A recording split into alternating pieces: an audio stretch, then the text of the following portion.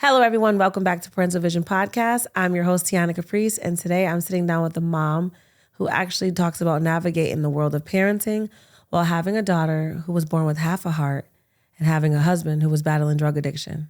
Please take a look.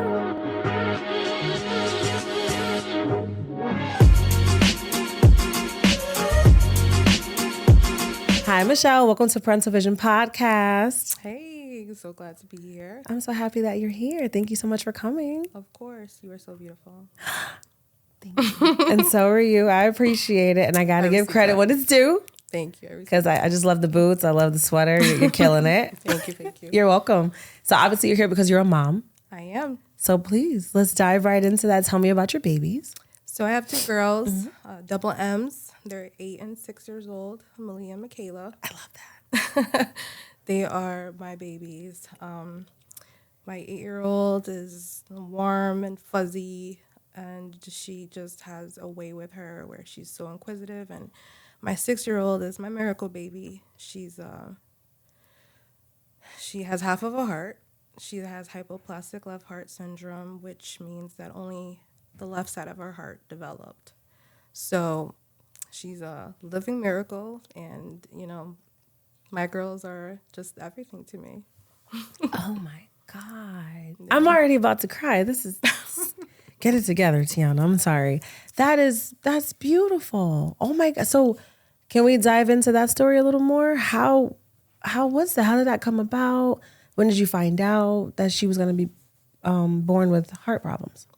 So when I went to my 19-week anatomy scan, when you find out the gender. Yeah. Her dad and I were kind of just sitting there, and the ultrasound tech, she came and she did her thing, and she stopped for a second, and she kept going over the spot. So baby daddy and I were kind of looking at each other like, what is she doing? Yeah. And she left for 5 minutes, which doesn't sound like a lot of a time, but 5 minutes to not know what's happening is really, truly an eternity. So she came back, and then she came back with the doctor, and she's like, I'm going to have the doctor take a look. And I was kind of like, okay. And the doctor kind of looked me boldly and said, I can't see the other side of this baby's heart. To be honest with you, I kind of laughed. I was like, gotta be something wrong with the machine. Right, yeah. Because I have another child. I had she was 1.5 at the time, perfectly healthy. Mm-hmm. So I had no reason to believe that something was going to be wrong. Right. So at that point, though, he checked again and again, and he started to say, you should consider an abortion. Termination, yeah. You should consider terminating this pregnancy. If the other side of the heart is not there, your baby's not going to have much of a life once she's born. And that was the beginning of a very, very stressful period of life for me, because when you're pregnant, you're not supposed to be stressed out. You're not supposed to be going through health issues. That's when you're supposed to be the most careful with yourself. And all I could think of was, God, I'm carrying a baby, and she's only safe in here. How are these doctors telling me that this is what I need to do? And when I left there, they referred me to fetal cardiology, and I went there, and she said the same thing. I can't see the other side. And I went to Boston Children's Hospital for a second opinion, and they said the same thing. They said, I don't know. And Boston Children's Hospital is the #1 children's hospital in the world. Really? So, yes. So I had no reason to not believe them, to not trust them. But I will tell you, because I am a woman of faith, Amen. I prayed about it really, really hard. And I also talked to a lot of different people in my family about it. And, their advice, which was meant to be loving and supporting, but they were just kind of like, Michelle, you can have kids later. You can have more babies. You don't want this to hurt your marriage, because losing a child is stressful. It hurts.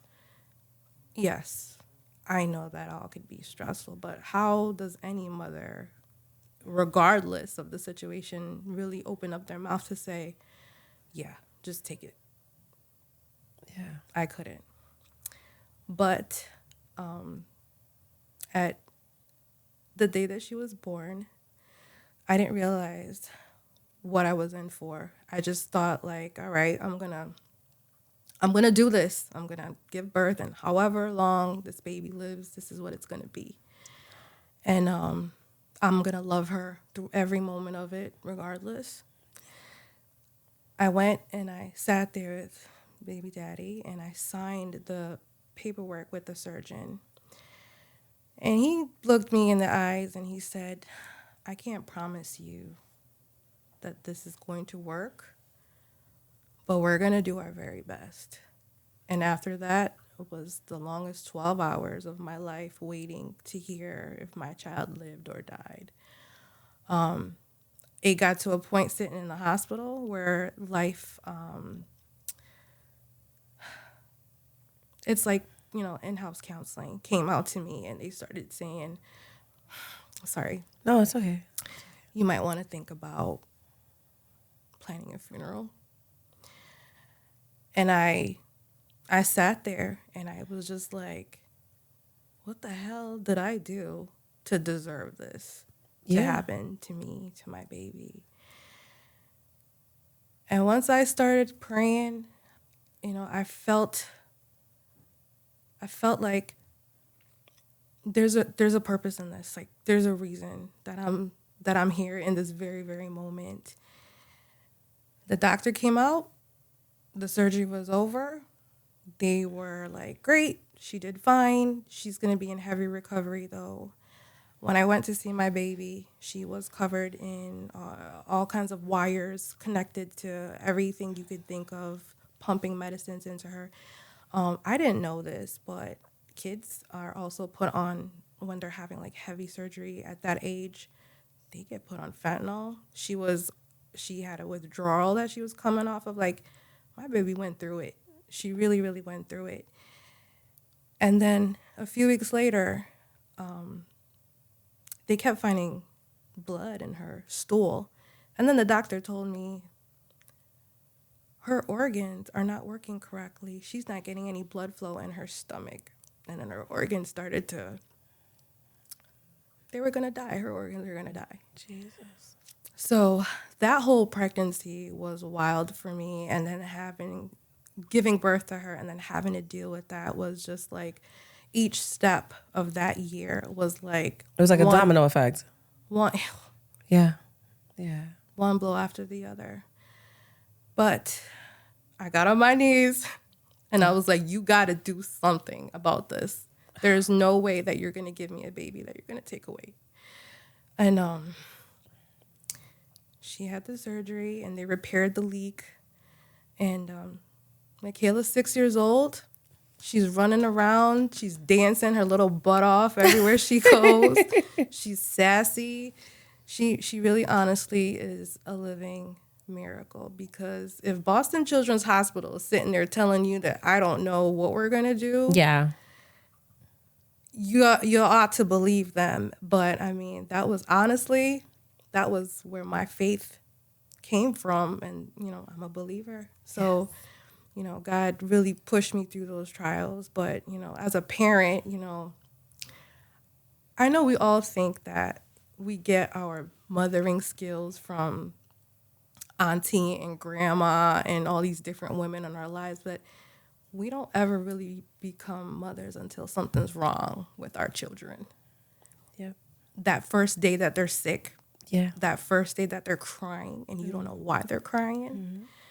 So I didn't become a mother until I was in my late 20s, when I was like 28. Mm-hmm. But I don't think I was really stepping into what being a mother meant until I had to deal with my second child having that health issue and the heart condition. Because, with a healthy kid, you kind of cruise through life in a way. You kind of get them through the regular steps. Yeah. But then when you have a kid that's fighting for their life. It's a whole different ballgame. Mm-hmm. Oh, my goodness. God is really a way maker and a miracle worker. Seriously. Say it again, sister. Literally a way maker, a miracle worker, a promise keeper. I'm so happy that she is still here with us. And she's going to be here with us for the long haul. Yes, she is. I'm really happy that that story had a happy ending. It does. Because it was tugging on my heart so bad. I was like, Jesus, oh my goodness. Yeah, so I really am happy for you. Yeah, thank you so much. You're I'm happy welcome. for her that she gets to live life and do what we are doing. Yeah, I was going to ask you that, if you don't mind diving into it. Sure. Like, how, I know she had the surgeries and things like that, but is she able to still do like sports like other kids and dance activities or anything? Or does she have to really take it easy because of what she's gone through? Is there any after effects, I'm saying? So she is going to eventually have to have another surgery. But right now she's able to run and jump. And that to me is the biggest victory regardless. Yes. Because what they told me when I was in the hospital was that she wouldn't walk. She wouldn't talk. She'd have cognitive issues. Mm-hmm. She wouldn't be mentally okay, you know. And I'm over here like, I was willing to accept that just to have a kid that was alive. But I mean, God came through, and I mean, even the doctors. I'm not gonna say like the doctors didn't do their due diligence, but like, He really came through, and you know, she's not able to like run around for long periods of time, but she can run. She can run. Yeah, she dances, and I'm gonna have to show you later. Yes, but she lives her very best life, and one thing I've learned from my daughter, and only learning from being a parent, is she loves the entire world with only half of her heart. And here we are as adults who have a whole heart, and we struggle to exist in this world. That's really beautiful. I feel that. I feel that way about her. She inspires me to live better than I've ever lived before. I love her already. I really do.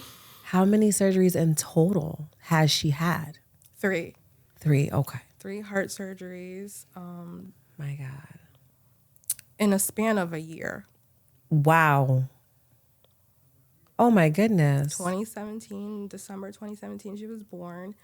And she had 3 surgeries, January 2018, March 2018, May 2018. Oh my goodness. And then you said she might have to have another one. She will have to have another one.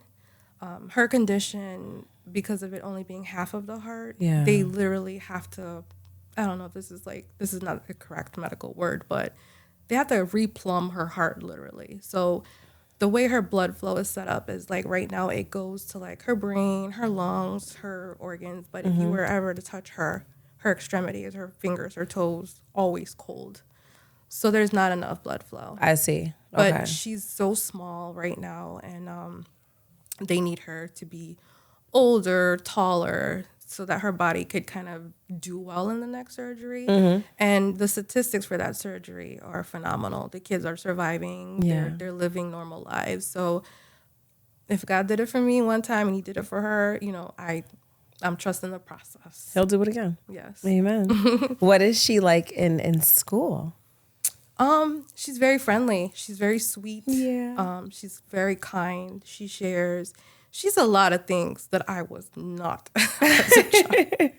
But again, I just look at that as like a godly characteristic. Yeah. We as adults, we are our best selves when we're feeling good about ourselves. And I don't know, this kid wakes up every day feeling good about herself. And I don't know if because she knows that God touches her every day, but she literally has the attitude of gratitude. Oh, man. That's good. That's really beautiful. It makes you really look at life like, how are we walking around so jacked up and upset? And this little warrior here can find joy in the most smallest things. Right. I love that. Right. What's her relationship like with her sister? Are they close? They are very close, but they are complete opposites. Really? How are they different? How are they the same? So they're different because my oldest is, she's very fun, but she's also an introvert. When she wants time away, she will go away. She will find her way out. She's going to find her time. Okay. She's gone. Whatever corner she finds, she's in it. Michaela is kind of like you in a sense. She's very personable. She loves people. Thank you. and everyone loves her. Oh my God, thank you. Thank you. I appreciate No, really, it. she's just so sweet. And the way that they are the same is that they are very inquisitive. They never cease to ask why. Yeah. Yeah. Little girls. But I love that. Yeah. Yeah. I love that. You won't pull a fast one on her. She'll be like up on it. Like, no, wait a minute. How come that's not right? Yeah, you can't pull the wool over her eyes. That's good. Where are you going? Yeah. Why did you do your hair? Yeah. What's up? Why do you have your bag with you? Yeah. Can I come? Can I get That's it right there. That's it. So what's your other daughter like in school? Is she like into sports or anything like that?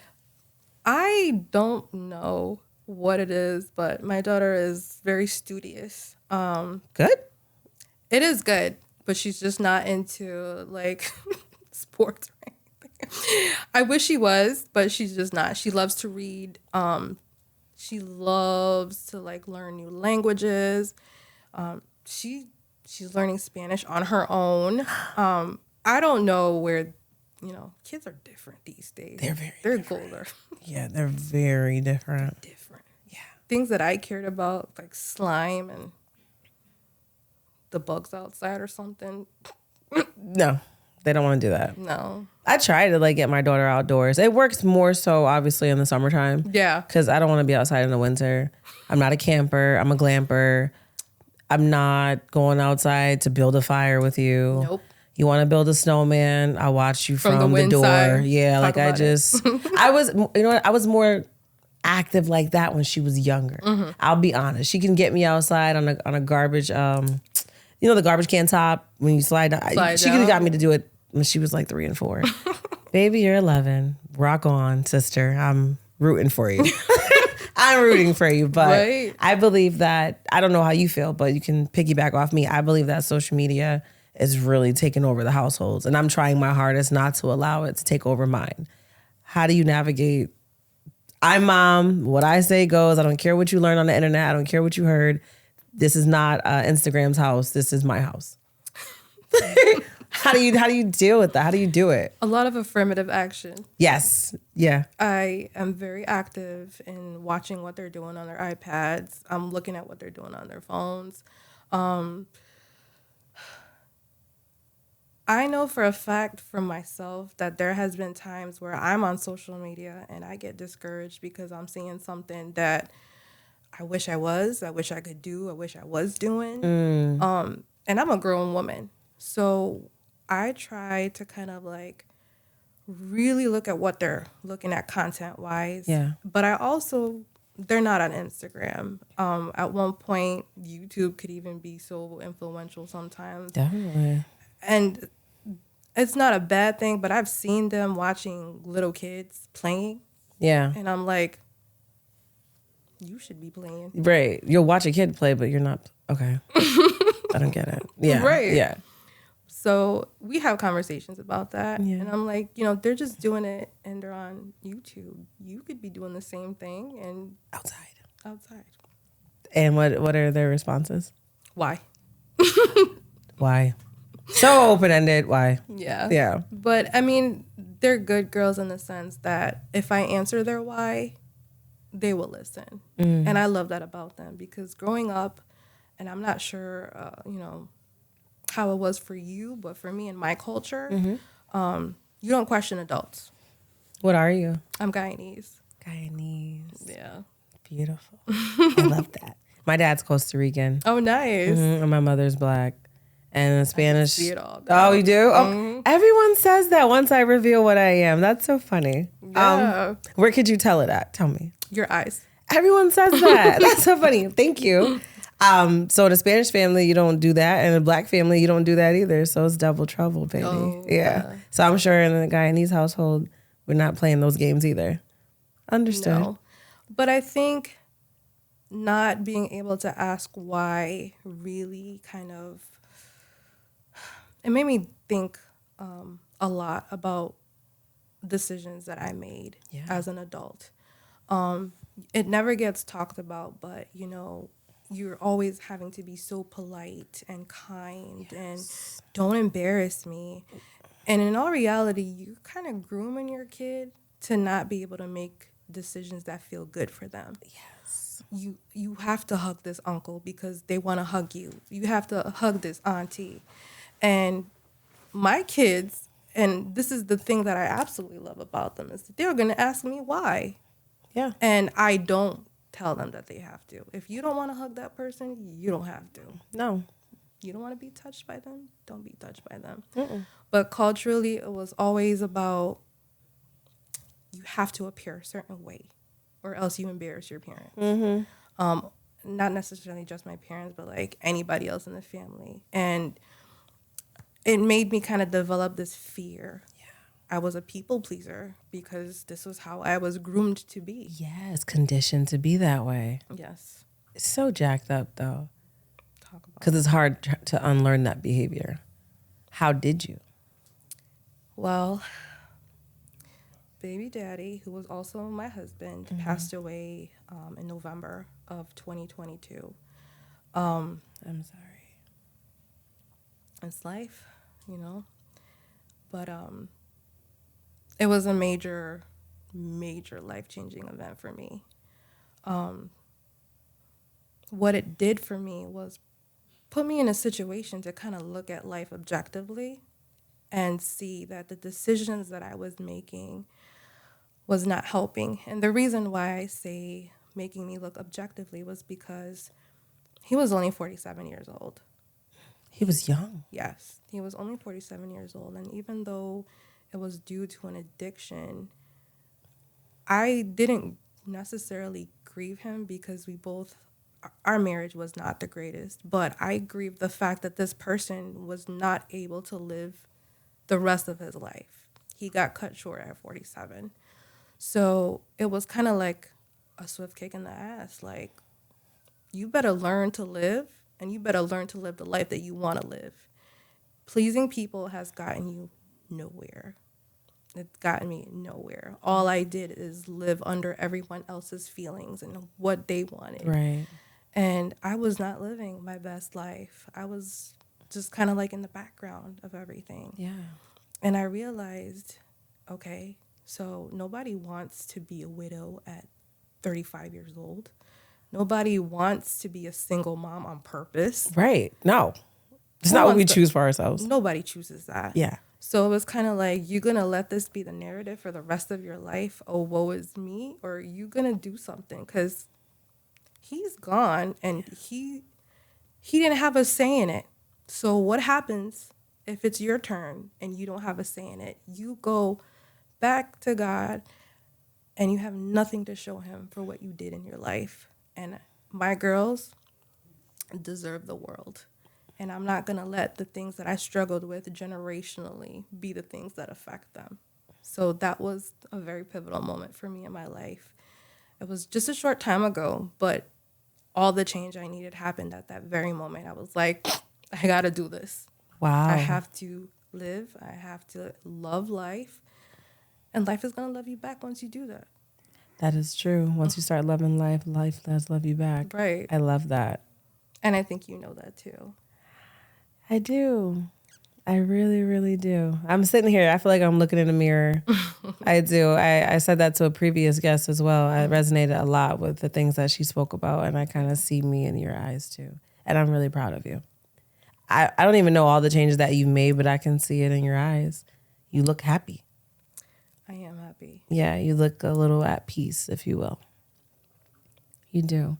So do you mind talking about your husband who's no longer here? Sure. You sure? Yeah. Okay. What was it like with his relationship with his girls? Until before the addiction became a thing, he was good to them. One thing I find, and you mentioned this before, is just like when you're missing pieces of a parent, it hurts you when you're growing up. Yeah. And my girls, I could only shield them from so much with what he was struggling from. But when he wasn't struggling, he loved on them and he taught them about God, and he gave them a little bit. I would say he gave them the backbone that they have. He taught them in some ways. You ask questions and you be tough sometimes, and that was something that was hard for me when he passed, because, like I said, I know if he was still here in some way that, I think that they would continue to be as strong as they are. But I also know that, where he struggled is where that separation happened with them and him. And they never, I'm always going to grieve that he never got to finish his job on earth when it came to them. But, I mean, he was good when he was okay. And that's all I can really say about that. Understood. Yeah. And how did that affect you as far as having to step up and be mommy and daddy now? It affected me in a big way. Yeah. I come from a 2-parent household. Really? Yes. Okay. My parents are great.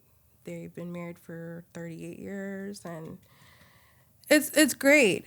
But like I said, you never know what kind of parent you are until something's up with your kids. Right. And being that parent by yourself really shows you that kids require a lot more than food and shelter. For sure. For sure. Their emotional well-being and their mental health is up for question. Yes. And parents, we live in this world where, like we were talking about before, like, you just do what I say. And these kids don't know how to deal with their pent-up feelings.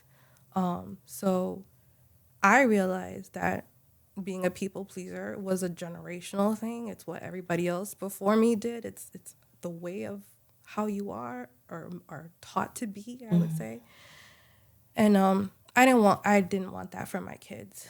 They've been through enough. Yeah. And not to mention that, unfortunately, the day that he passed away, we came home and we found him there. And I was not going to let that be the thing that my kids remembered for the rest of their life. So I went on this mission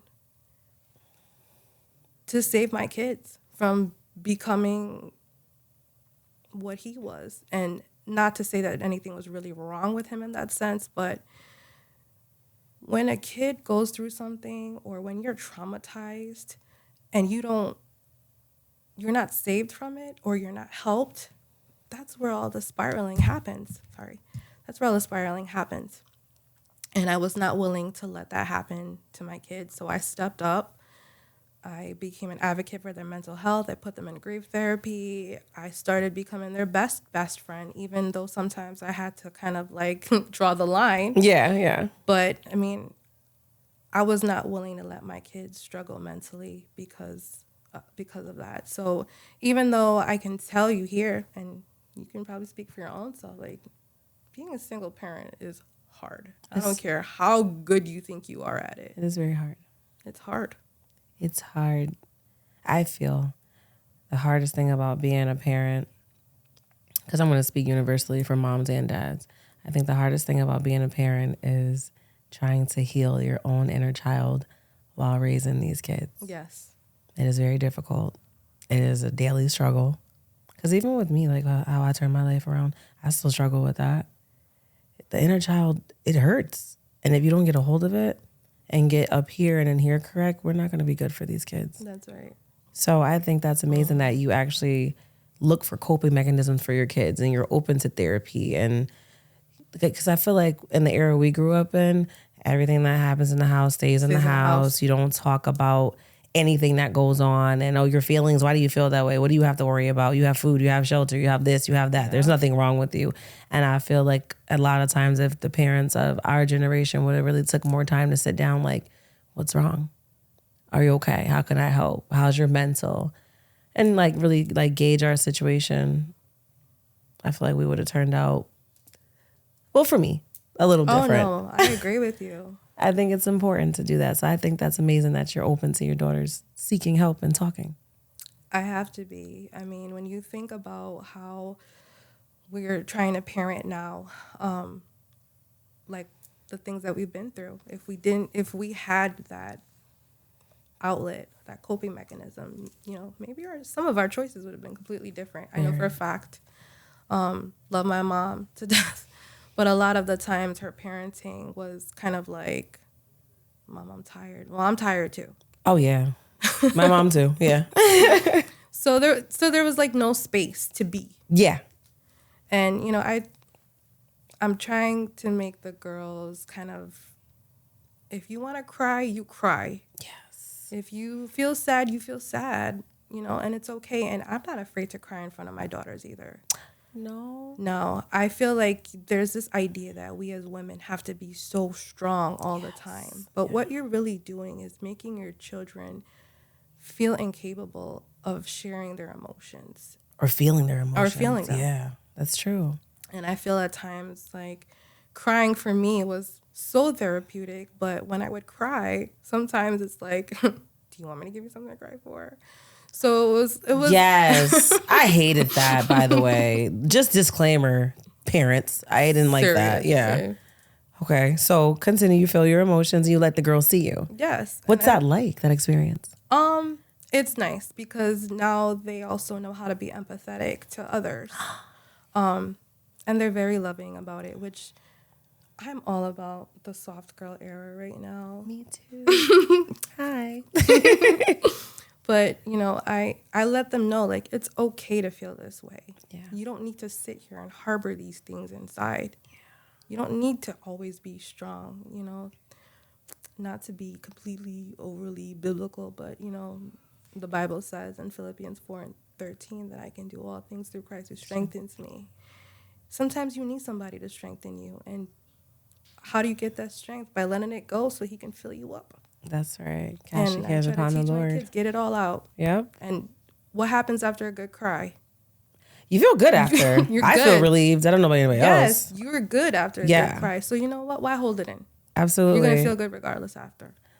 Oh my God. Weeping may endure for a night, but joy cometh in the morning. Yes. And that scripture is so real because I've cried many nights. I could have sailed Noah's Ark with all the tears I've cried, especially in 2023. And it's true, joy does come in the morning, but you do have to put like your faith and your best foot forward because obviously faith without works is dead. And you put the work in for yourself and your girls. Yeah. How are they today in present time now? They're okay. They're whole, I would say, in the sense that, they live. We talk a lot. We have a lot of conversations about life. I keep it real with my kids. We sit in bed sometimes and how was school? How was the friend that you sat next to? What did you have for lunch? What was the worst part of school? What was the best part of school? And sometimes those conversations lead into daddy, I wish daddy was here, or what would daddy do?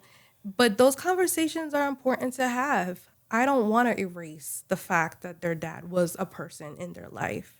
And you don't need to pretend that he wasn't here. He was here, and he lived a life, and he was your dad.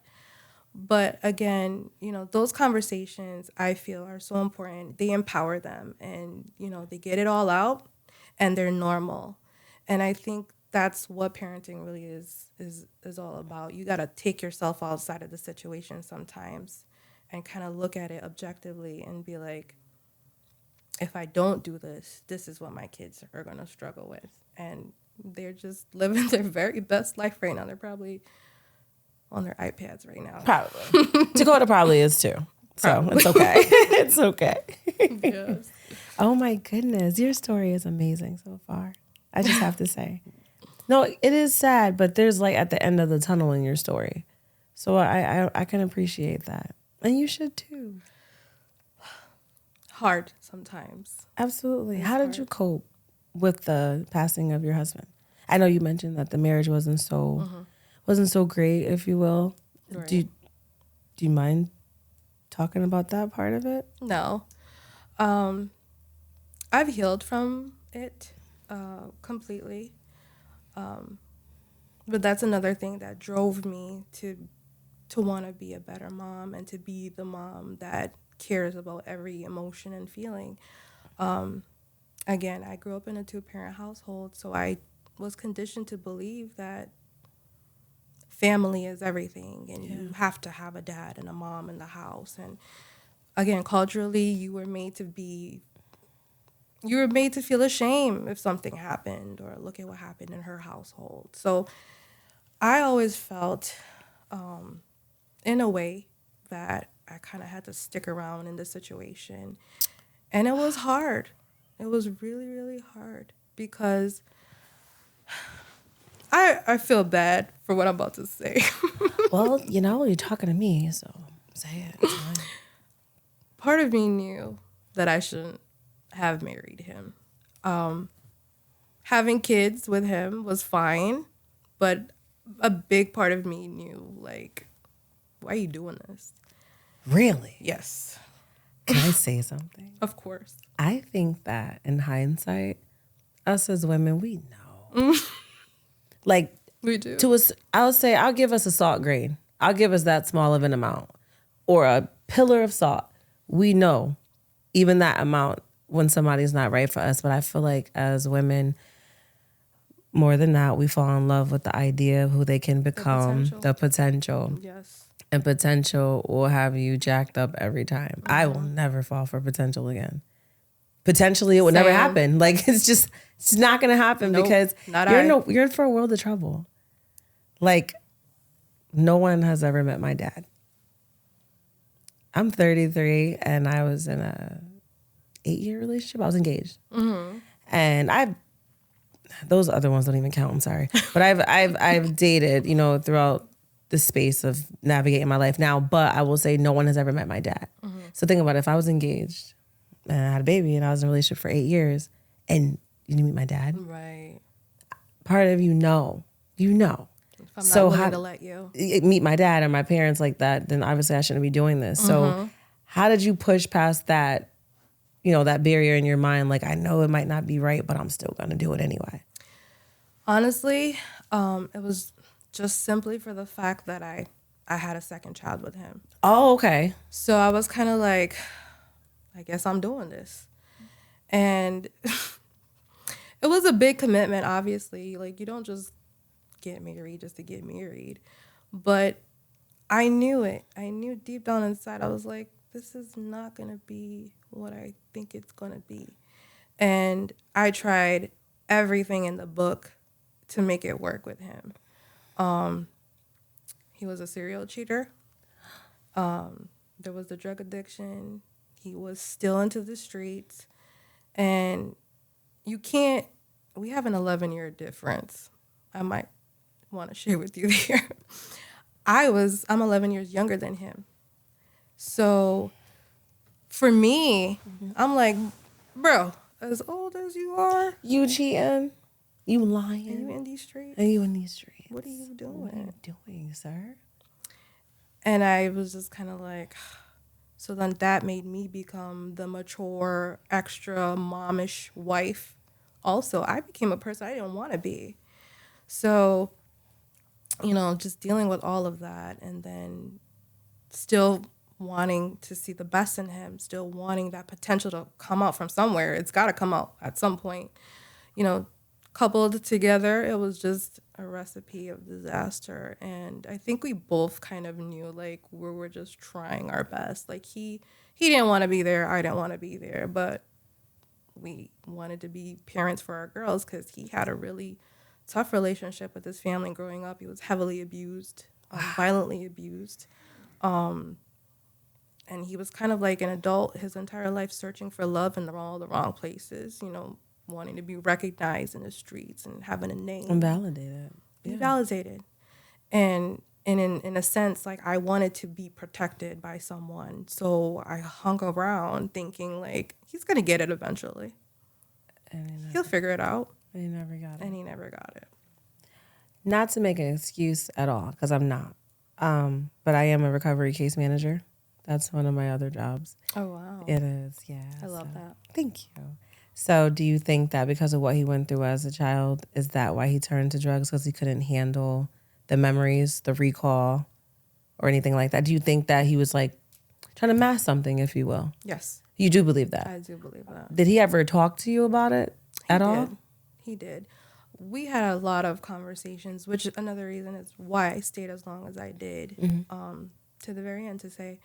But a lot of the things that he shared with me was just, if I were in his shoes, I don't wish this on anyone, but I would be struggling as much as he did too, to be beaten and locked in a basement, and like the different things that he told me about being put in foster care and his mom never actually coming to get him right away, and having to be, being beat up by a kid, and then your dad telling you, well, you can't come home until you beat the kid up. Like, just different things that he shared with me over time is what made me really feel for him in that sense, because damn, bro. Right. And then I don't want to leave you and abandon you like you were abandoned. I'm not going to be that other person. Yeah, so I'm going to be here for you, and I'm going to take everything that comes with you, even if it means destroying me. Love can make you do some crazy things. I've been there. Yeah. I get it. And I'm sorry. You know what? I learned from it. And like I said, like now I am focused on me. Yeah. I do everything that I want to do. I go to the gym. If I want to go out with my friends and eat, I go out and eat. If I want to read, I read. Whatever I want to do, I do it. And when you're in rad relationships, you're not thinking of what it looks like on the outside. You're just so deep in it that you can't see what's really happening. Yes. And now that I'm not in it, I wasn't even living, to be honest. And now that I'm not in it, I am living. And I've learned through that experience that as much as I love men and I love them all, I don't mean that like that way. I know what you mean. Yeah. You don't have to have a 2-parent household. You can co-parent or you can be a single parent. Yeah. If it's a 2-parent household, great. But that only works if the two of you are healthy. That's true. That is true. If you're constantly at war with somebody else, what you're really showing your kids is this is what love looks like. Yeah. And that's not what love looks like. That is not love at all. That is not what's in Corinthians at all. There's no fruits there. At all. And I feel like you can have a 2-parent household and the parent can still be absent. Especially like I had a friend and she said her father worked all the time. She barely saw him. But him and her mother were definitely married, definitely together. I mean, he was around when it mattered. But if you're waking up and your dad's at work and you're going to bed and your dad's at work and all you see is your mom, that's technically a 1-parent household. Yes, it is. Right? So I don't think we should let the pressure of the world put that on us. Be with who you're going to be with. Be happy with who you're going to be happy with. Yep. And, choose your baby spouses wisely. This time around, I'll make sure I do that. Right. You know what I mean? Right. And I was actually going to ask you, it might be too soon to ask. Forgive me. No. Do you date? I don't. How come? Not ready? Dating is not for me. As someone who's trying to pull and keep all of the pieces together, for me, dating right now would be something like I'm having to scatter the already broken pieces to different people. Dating, you have to spend the time to get to know someone. And I'm still getting to know me. Yes. But I also love myself now more so than ever to know that if I'm going to be with someone else, it has to resonate not just here, but up here. Yes. And I'm just not willing to settle for that right now. I'm not willing to try to see if it's going to work when I'm still working on what's happening here and here. And I think people also forget to heal sometimes. They think healing means jumping into action right away. It doesn't. It's not.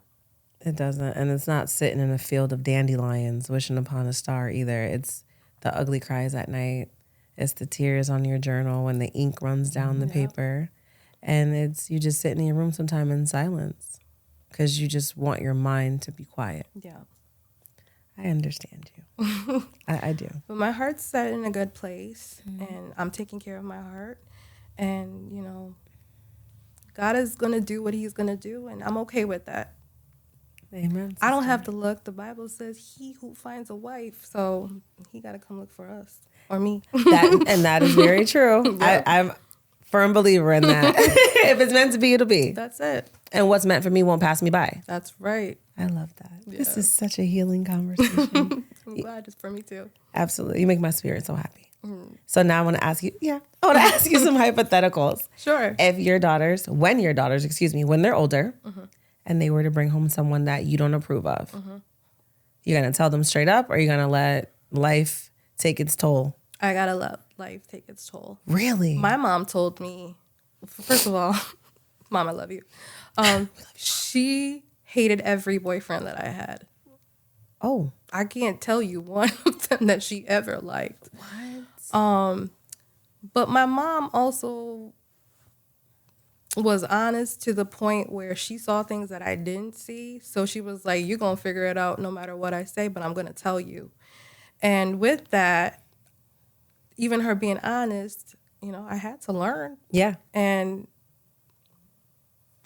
you got to let kids figure things out sometimes. You can kind of maybe give them like a preemptive, like, just want you to know that he don't look right. Right. Or she's not acting right or whatever. But I didn't get to where I am now without learning. That's true.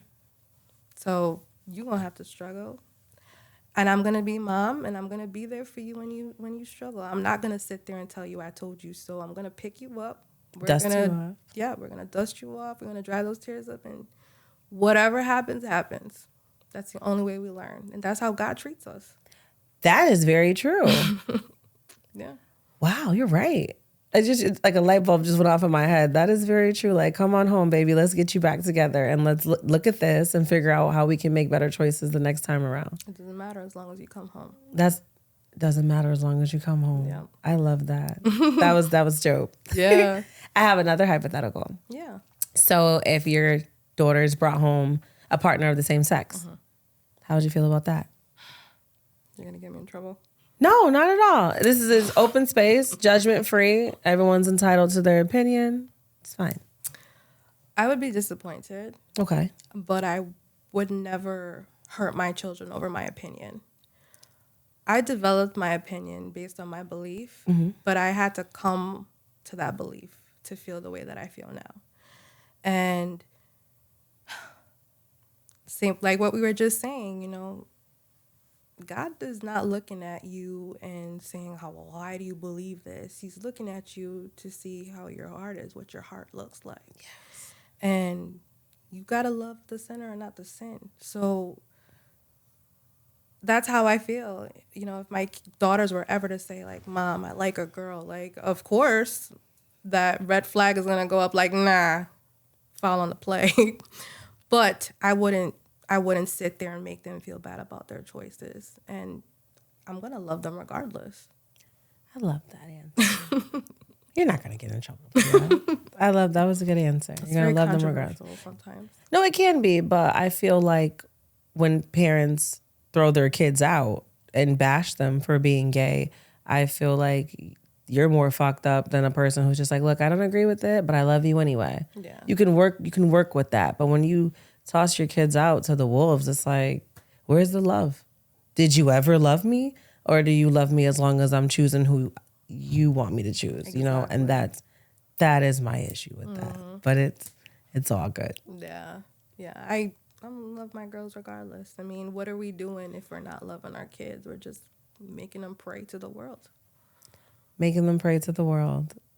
Speaking of that, I did want to ask you, I know you watch the news and you see like things like sex trafficking and bullying and school shootings. You as a mom of 2 girls, do you fear even sending them outside at this point? All the time. Yeah, seriously. All the time.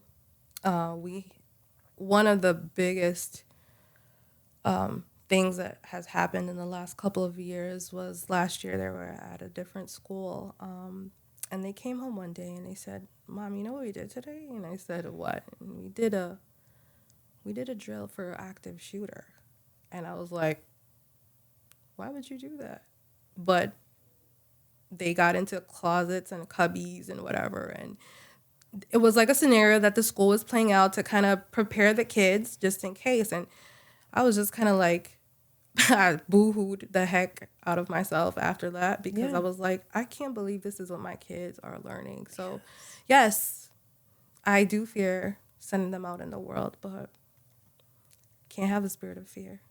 You can't. And they have to go to school and they have to live life. And someone said to me in a previous episode, they were like, well, Tiana, death can happen anywhere. It doesn't necessarily have to be the school. You're going to fear sending them to the store or the mall or letting them go with their friends. I get it. Yeah. I'm scared all the time, though. I'm constantly praying over her. Like, I pray over her when I'm here doing the interviews. Like, Dakota's always on my mind. Whenever she's out of my sight, I'm always, like, in mommy mode. But as long as you pray over your kids, God will cover them. And that's my belief. I believe that, too. Honestly, I saw, actually, there was a hot topic today on Instagram. The young lady, she was 18. She was coming home and she, was about to open the key, use the key to open the door, excuse me. The mother's Ring camera caught a guy jumping down the stairwell and grabbing the daughter, trying to drag her down the stairs. And the mother ran out the house, and I guess the floors were really slippery, and I think it was in Bronx or Brooklyn, but the floors in the building were pretty slippery, so the mom was like slipping, sliding down the stairs, trying to pull her daughter back up the stairs, and the man's dragging them down the stairs. In that situation, I already said it. It's football cleats, brass knuckles, and bats, or whatever I can get my hands on. We're going to war. I was going to say, how do you feel about that? Because I was freaking out today. I was like, people are just jumping off the stairwell and getting in these buildings and snatching up these girls. I am fearful being a mom of a young lady. I am fearful, very much so. Kids these days, they grow a lot faster than we did. Yes. They're a lot more mature also physically, faster. So, there are a lot of disgusting people out in the world. Horrible. But I also teach my daughters, like, you need to throw a punch, you got to throw that punch. You do? I do. I love that. Defend yourself. You have to. Yeah. You're not going to drag me. If you're going to drag me, we both going to go down together. But I mean, that sounds so violent. It's real. But honestly, like, fight for your life. Like, this is your life. And you want to live, you're going to fight. And we fight for other things. Why not fight for our life when someone's really actually approaching us? But in that same sense, I also try to teach them to be street smart. You look around at your surroundings at all times. If you see somebody walking too close, you see any cars you don't know, like, keep it moving. But with that being said, I also have them picked up and dropped off for school. Yeah. So vigilante mom also. Yeah, me too. Yeah. But I do definitely, when we're out in public, like, you're holding my hand, you're not walking by yourself, you don't walk behind me. You walk in front of me. Yes. So I do definitely, I shelter them, but I also let them know, like, we're not straggling behind. You're going to be close and safe. And if you see anything that's not normal, you're going to keep it moving. You're not going to look and check. You keep it moving. Yeah, we're not going to be exploring. It's not your job. Your job is to keep you safe. We're not like the people in the scary movies. Like, hello? Who's there? I don't care. I'm leaving. I don't care who's there. And whoever's in the house, you're on your own. Like, literally. That's me. I'm that person. I'm not checking for nobody. I'm not checking at all. No. I love that you teach them, like, be aware of your surroundings. I'm like that with Dakota. Like, I'm like, put the iPad down, turn it off. We're walking out of the house. You can get back on it once we're in the car. Yes. Once the doors are locked, seatbelt is on, then you can get your iPad back. Like, be aware. They will even grab the door in the car. They will grab the door. There's this panhandler in Bridgeport, Connecticut. I don't know if he still does it. I'm going to be honest. This was a couple years back. If you didn't pay attention to him and make eye contact when he was asking for money going down the car line, he would jerk your car door. Heaven forbid if your door is unlocked. He's like, you didn't see me. I asked for money. It's like that. People will come up to your car. So I'm big on, like, Dakota, once the doors are locked, seatbelt is on, you can have my hotspot, you can have your iPad. Right. Because the story I told you previously about the young lady that was at the door that got snatched, it was her coworker. He had a personal vendetta against her, followed her home, jumped down the stairwell, and I guess that was his retaliation action. So it is important to be mindful in your workspace, your classroom space, everywhere you go. Yeah. And I teach her everyone's not your friend. Is that a hard conversation to have with your girls? No. No? They get it? They get it. And I think honestly, it's because like you're just saying, like people are actively like this. Like it's not always a story that you tell to teach them a lesson to not do something. Yeah. They can look around and see how other people are acting. Yeah. So, a lot of the times they'll come to me and they'll tell me like, Mommy, this person's being weird or something's happening. And I'll have that conversation. I'll be like, well, this is why you don't do this. And we don't call people names and we don't joke around because you never know. You say you can't even be yourself sometimes in this world. You can't. You try to be a friend or you joke around and it might not be the thing that they think is funny. And the next thing you know, they're trying to mess with you. So, watch your words, be careful where you're going, look around. And I mean, it sounds simple, but in all honesty, it's kind of like the steps to staying out of trouble. And staying alive. Staying alive. Very true. Yeah. So tell me, what age do you think is appropriate for your daughters to date? I'll tell you mine first. Yeah. 16. Okay. 16, you can go to the movies and I'll sit in the back of the theater. Really? Yeah, I'm that mom. You're not going to mess with my daughter because then I'm going to mess with you. You just gave me a really good idea. Yeah, I will sit right in the back. I'll sit in the back, like the far back row. You won't even know I'm there, but he'll know I'm there or she will know I'm there. Right. Yeah. So what about you? What age for your girls? I would say the same. Yeah. I was that age when I first fell in love also.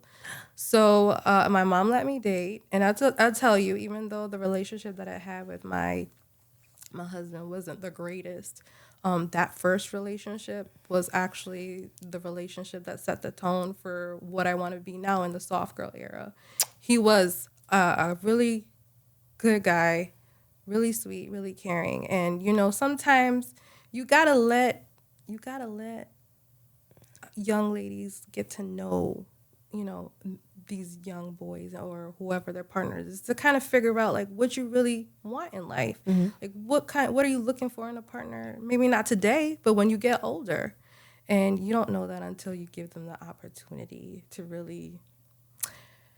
It sounds hard for me to say, but I didn't realize what I wanted in a man until I got to know one. And that was how I decided now, like, I'm not gonna stray from what I want anymore. No. I knew that's what I wanted. I strayed from it. Look at where it got me. We're going back to that. Yeah, I learned my lesson. I'm good. Yes. I'm good. And I don't want my daughter to see me in those spaces ever again. Right. And you know what? As long as we're sitting in the back of the movie theaters. Oh, she's going to be fine. She'll be all right. Dakota will be perfectly fine. Like, I promise you, she won't know I'm there, but he or she will know. They'll know. I'll walk by the aisle and I'll just give them a look like, yeah, I'm right The here. look. Just please don't do it to yourself. God, don't put me in that space. Right. Seriously. Yeah. Oh my goodness, this is such a good conversation. I'm loving it. Yeah. What age do you think it's okay for them to have social media? I don't know how to answer that question. Honestly, they're exposed to it without really being exposed to it regardless. Like I said, if you get on YouTube, which, this podcast is on YouTube. Yeah, yeah. They have reels, and those reels are as personal and as thought-provoking as TikTok or Instagram reels. You're seeing people go on trips and do all these different things. The kids are doing it. So, I don't pretend like it's not there, but like I said, if I see it and it's not for your age group, it's definitely you're getting cut off. So I think maybe 14 or 15 is okay, but I mean, in this world, the way things are, like, you can only limit as much as possible with how it's everywhere. Like, you can't run from it. So I, like I said, I try to have active conversations with them about what they're watching. And even if it's something that, could be educational, I try to let them know, like, if that doesn't feel like something that you want to do, like, you don't have to keep watching it. True. You don't have to pay attention to it. Yeah. I do the same thing. Swipe through my TikTok. Just keep scrolling. Exactly. Keep moving. So, yeah, I would say like around maybe 13, 14 years old. But again, I would say with parental supervision. Like, I'm checking your shit. Yeah. Oh, yeah. Dakota hates when I go through her iPad. I'm like, you wouldn't have to hate it if there was something in it I wouldn't have to find. So you can tell me now, or I can play Inspector Gadget. Yeah. So mom's group chat, and we call each other stupid. Because she's 10, and I'm like, why'd you call each other stupid? Yeah. And we have to go into that whole thing. So I do believe that parents should check their kids' devices at a certain age. Yeah. I think once you turn like 18, okay, 17, I probably won't go looking because you just never know. And sometimes I feel like kids shut down and it's so hard to get them to open up. You know what I'm saying? So I feel like we have to go looking sometime as parents. I don't want to. How would you feel about when they're teenagers having the open door or closed doors in your house? How do you feel about that? So I guess I'm kind of neutral when it comes to that. Open doors, I feel like in a sense, like it's an invitation. So like if your door is open, you're saying that I could go in there. If your door is closed, it can mean two things. You're either doing something you're not supposed to do or, you don't want me in there. So the question is, why don't you want me in there? But I think you kind of know with their behavior where they're going sometimes. I always kept my door closed as a teenager, to be honest with you. Yeah. But my mom did her thing. She opened the door when she felt like it. And she did her safety inspections, as you will. Mm-hmm. And she kept it moving. So she was, she was a hard ass. She checked everything out, but she never prolonged it. She never was like in my face for too long or my sister's face. She definitely was G.I. Joe mom, and I'm checking. And if there's nothing to worry about, then I'm out of your hair. So I think an open door policy is great, but I also love that she did respect the fact that if the door was closed and it was closed for a valid reason, you keep it closed, and when I'm ready for you, I'll let you know. What do you think? Right, yeah. I think that's okay. Dakota closes her door. Yeah. My mom doesn't like that. Really? My mom's old school. Strong black woman, old school. Got the door closed. Girl, I can have my door closed, honey. No, Renee was busting up in that room with the door. Why is the door closed? Open the door. Like, she didn't play that. Like, no. But I'm different. I'm more into gentle parenting. Yeah. Which I think is sometimes a blessing and a curse because your kids try you. What do you think that really means, though, gentle parenting? Like, there's sometimes like a cutoff. Like, all right, you're not listening. Oh, yeah. I was telling the nice young lady prior that Dakota started pushing the envelope. She started lying. Mm-hmm. And there's no reason to lie to me. I'm a cool mom. Right. I'm great. Right. I know I'm great because she tells me. I don't believe in physical discipline. I don't spank her. I believe that I could just talk to you because I got my ass whooped and it didn't do anything for me. Mm-hmm. It caused a lot of emotional turmoil and a lot of anger and a lot of rebellion, known and unknown. Sorry, parents. And I feel like I didn't want that for her. No. You know what I'm saying? So I feel like I take stuff away. I will yell though. I won't scream. I don't call her out her name. No. I don't curse at her. Mm-hmm. It's not, like I'll say like, what the hell's going on? Yeah. But I'm not like, what the fuck is? I don't know. I don't talk to her like that. We're not even gonna get you accustomed to that because when we get out in the real world, you're gonna accept it, and I don't want you accepting that. Nobody talks to you like that. Nobody talks to me like that. And she's seen it. When people try, she sees what happens. So I definitely let her have her door closed. I do respect her privacy to a certain degree. Love that. But I will say when it's time for lights out, like TV off, time for bed, I do crack her door. That's okay. But that's because I'm like a worry wart. I'm like, oh my God, is she gonna start breathing in her sleep? Is she okay? like I do that. So at night the door has to be cracked. That's You're so embarrassing. You're just momming. That's right. Basically. And she's like, Mom. We all got our weird things that I do. Like, if my kid is in the shower for way too long, I'm like, did she drown? Yeah. Are you okay in there? Are you saving some for the fishes? I say that. Because the fishes need water. And she's like, Mom, I was just singing to myself. I was talking to myself. Yeah, it's always something. Yeah, isn't it though? It's always something. And the worst my daughter does, she steals snacks.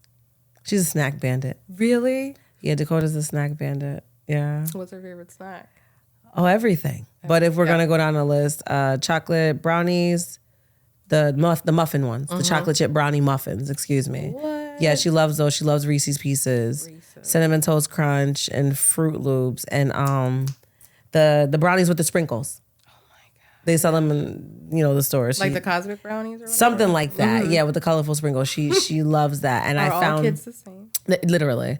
And I found a bunch of the wrappers in her room, and she can't eat in her room. So when I found that and she lied, like, I don't know how it got here, I decided to punish her for that. You didn't even get punished for eating in your room. We got punished for lying. For lying. And I feel like as parents, I don't know how you feel, but you can tell me. Do you think it's important to explain to your children why you're in trouble? Absolutely. Because growing up, we didn't have that. It was, oh, you did that? And we didn't really know what we did. No, you didn't. And I definitely tell them the same thing. You get in more trouble for lying than telling me the truth, because I'm giving you the opportunity to say what's wrong or what happened that led to this. Yeah. But if you start lying, well, it may sound extreme, but I also say if something is ever wrong with you and you're out in the real world and you are lying and people think that you're a liar, they won't believe you when you really need help. And I know that sounds extreme, but the point is, like, a lot of things could be avoided just by being honest. And that's for us as adults too. Yes. We can't be out here fearing anybody. No. And if we're here fearing people and fearing what other people think or whatever, and we're trying to teach our kids not to lie, like, we're also teaching our kids, like, you got to simmer down parts of yourself to be accepted because you're not able to be honest. No, I'm going to tell you what's going on. You're going to know the truth. And this is what you have to do too. You have to be honest. Yeah. And you know what? Sometimes they're good about it. Sometimes they still like, I don't know who ate it. I don't know who took it. The Kit Kat wrapper is right there. Yeah. But you know what? I don't beat them up about it. Mm-hmm. We'll have that conversation like, what did I tell you about lying? Mm-hmm. Lying is not okay. Can we try to talk about this before? Like, can we ask in advance? Like, Mom, I really wanted an extra Kit Kat. Can I have it? Yeah. We don't have to go through all these links. Just to get a Kit Kat. Just to get a Kit Kat. And then get grounded over the Kit Kat. Yeah. So it's something that, we're not going to be lying. Yeah. No. Zero tolerance policy for lying in my house. Nope. That's not good. Just get out of my face, because now I'm pissed. Yeah. And you know what? I got that in me sometimes. I got that, like, I'm not going to talk to you. I'm not going to entertain you now. I say that. Yeah. I'm not going to entertain you now, because now you're showing me that you actually think Mom's kind of dumb. I just said that to her the other day. I said, you think I'm stupid. Yeah. It's insulting. Mm-hmm. And I said to her, what happened? 100%. So what happened when such and such lied to me? Because I don't show her things that go on in my life. Mm-hmm. But if you ask me why certain people aren't around, I will tell you. Right. They lied. So I just bring that back. What happened to such and such when they lied to me? You got rid of them, Mom. Can I get rid of you? I hope not. Well, not really. You're my kid, obviously. Right. But I can get rid of doing things for you and having fun with you. And I can get rid of buying you certain things you want. Yeah. A lot of things could be gotten rid of by you lying. So hopefully she'll shape up, because now she's not going to Anime Boston. So yeah, she blew it. It's okay. Sometimes they need that. Yeah. They need a little reminder. I bet she won't lie again. She'll be watching it from Skype. That's fine. You chose that. This is a result of choices. Exactly. So tell me, hypothetically again, at what age do you think it's okay to have the sex talk? Whew. I struck a nerve. Oh my God. Realistically, you really have to have that talk early. I'd say 13 and 14 years old. My mom never had to talk with me, ever. Like, it was just kind of like, you don't hang around boys, you don't do this, you don't do that. So that was it. That was the conversation. In my own exploring. Mm-hmm. I get it. In my own exploring, I realized that, and kids these days, they're already ahead of us where we were back in those days. Mm-hmm. they don't realize that sex is not just sex. It's a soul tie. It's a soul tie. It's energy exchange. It's a big deal. It's not just having fun for a half an hour. It's not what you think it is. She said a half an hour. Let's be real. Yeah. Half an hour. And it's not even fun for us, at least the first time. So no. Yeah. I think they're not ready for it. My girls are not ready for it. I'm not ready for it. But I think, when they're getting to that age where they're noticeable, there's boobs and booty going on. Yeah. We're going to have to talk about the way that people, men or the same sex, whatever, are going to look at you. Yeah. And you need to be aware that what their thought process is can land you in two different positions. And you could either be hurt for no reason, or you could be pregnant for no reason. Or you could be in a situation where you end up sick or you get an STD or something worse. Or, you don't know what you signed up for, and it's the beginning of a long relationship that you have no idea how to get out of. Because, believe it or not, sex keeps people together sometimes. Sex keeps you trauma bonded. I say there's sexually transmitted diseases, STDs, and then there's spiritual transmitted diseases, STDs. That is so real. And I've always been safe, was never the type to get around anyway. But I was really, really trying to be smart about the spiritual transmitted diseases. Because I've gone through a soul tie, and it's an ugly journey, and it's hard to break. I never want my daughter to go through that in life. Because like you said, sex keeps people together. It does. And not only that, sexual abuse. Yeah. Molestation. Kids have no idea in advance about that until it happens. So even though it's a hard conversation to have, sometimes you don't know that you're protecting your kid from somebody or something. Yeah. And soul ties from that also happens. You spend your entire life just not knowing how to be normal because you're used to this and you don't know how to get out of it. So yeah, it's a hard conversation to have, but it's worth having when they're at that age or puberty is happening. So because like I said, people are going to look at them. Yeah. And we need to be able to know and identify what those looks mean. I was ogled at when I was 11 years old. Oh yeah, me too. So by old, grown ass, nasty ass men. Facts. Sorry. Facts. Yeah, I totally get it.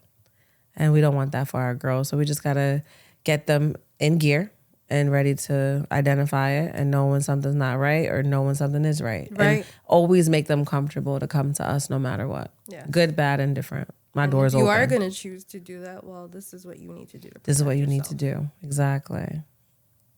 You can't give them a scenario these days where there's a no. If you do decide to do this, this is what you need to do. And the kids are a lot more receptive to that when I tell them. I will be firm with my nose to different things, of course.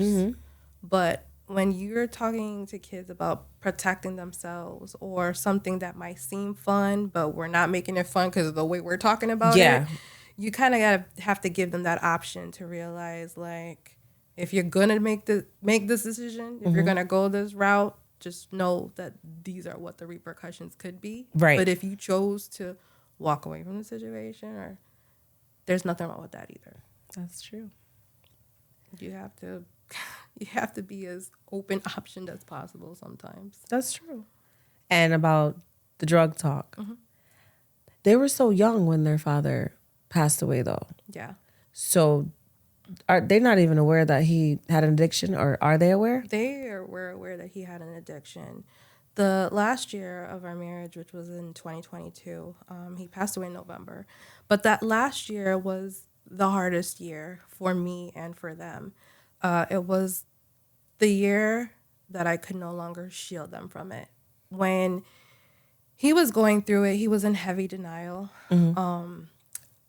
I had to kind of I'm embarrassed of myself to say this, but I would have to take clips of him and show it to him the next day and be like, this is what you look like.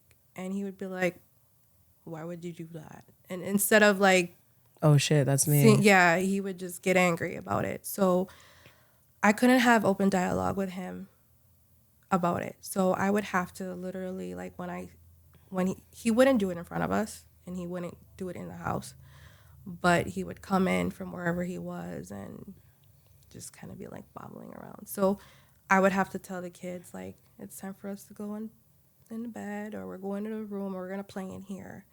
And it got to a point where I was kind of like, we were in the room so much, we were locked up in our bedroom so much that the girls, they would fight me to get out of the bedrooms and be like, I just want to be with daddy. And it would kill me.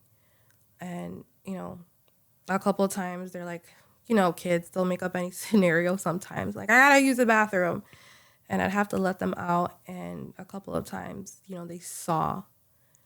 And it was really hard because you don't know how to tell kids. And you don't want to tell kids.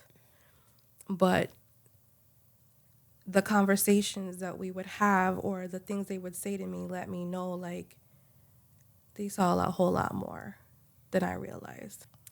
I guilt myself for that sometimes because I wanted to save his life, but I didn't know how to do it, and he wouldn't let me either. And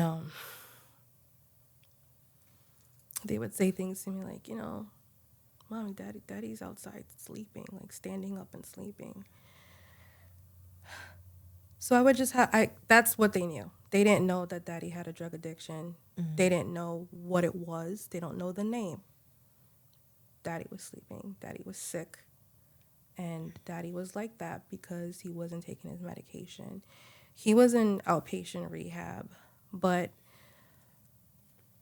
I can't speak for everyone, but he had this personality that was so outgoing / manipulative. Mm-hmm.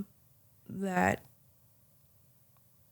even the people in rehab were kind of like, he seemed okay.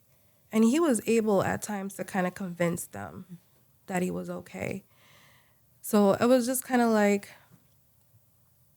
if I can't help, then there's nothing left. And, the girls, they saw that in me too, because sometimes I was just like, let's go. We're going to go outside. We're going to go take a walk. We're going to go eat ice cream. And they'd like, Mommy, why don't you want to stay here with daddy? I don't know how to help daddy. I don't know how to help him. Mm. But I will say that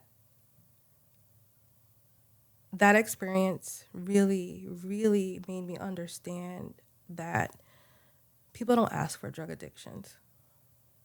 You go through life and things happen to you, and you don't have the right people there for you. You don't have the outlets. You don't have the best friend. You don't have the mom. You don't have the dad.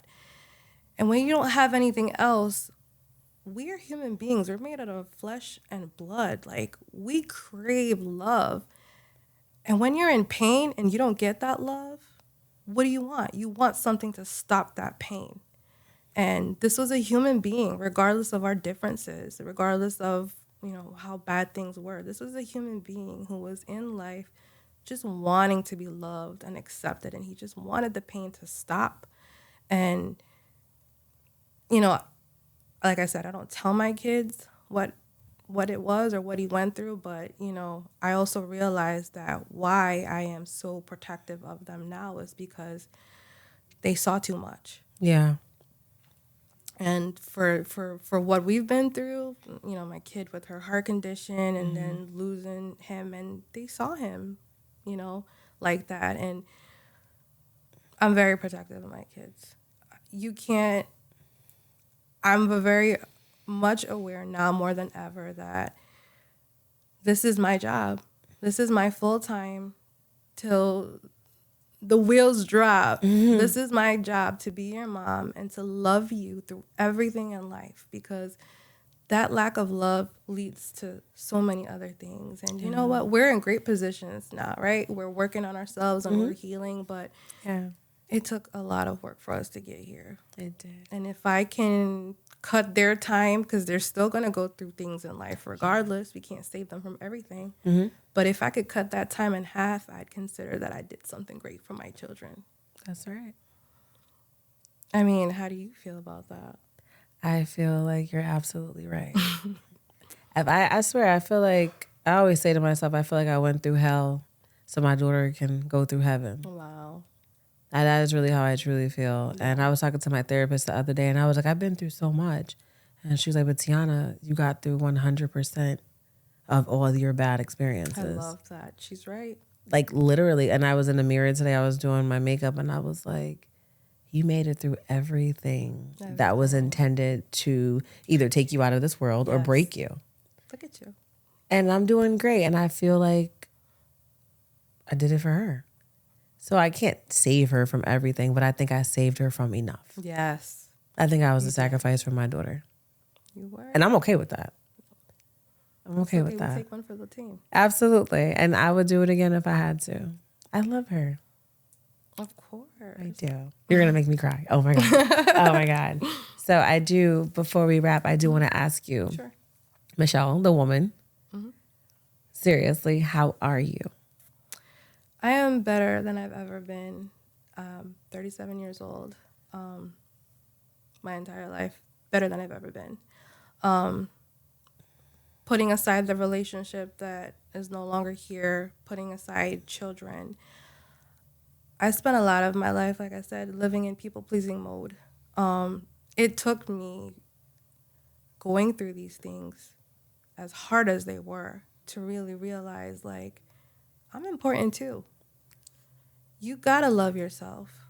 There's no man or woman in this world who's ever gonna love you more than you or God. And if you don't love you, you're going to be aching all over the place for it.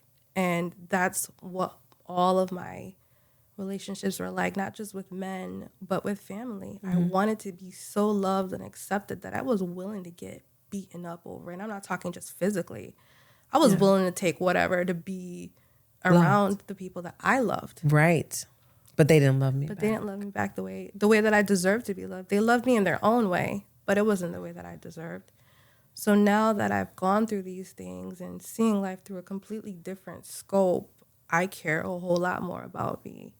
I was 80 pounds bigger a year and a half ago. When baby daddy passed away, I started going to the gym.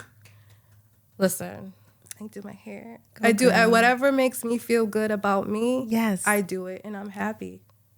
And one thing that I am very passionate about is women. And when I come across women, single women, or single women that are parenting alone, and I never thought that I could have these conversations with anyone, but, you know, I root for them. Yeah. And, you know, I share my story and I let them share their stories because as women, you know, we're alone in the sense that our stories are of no comparison. Yeah.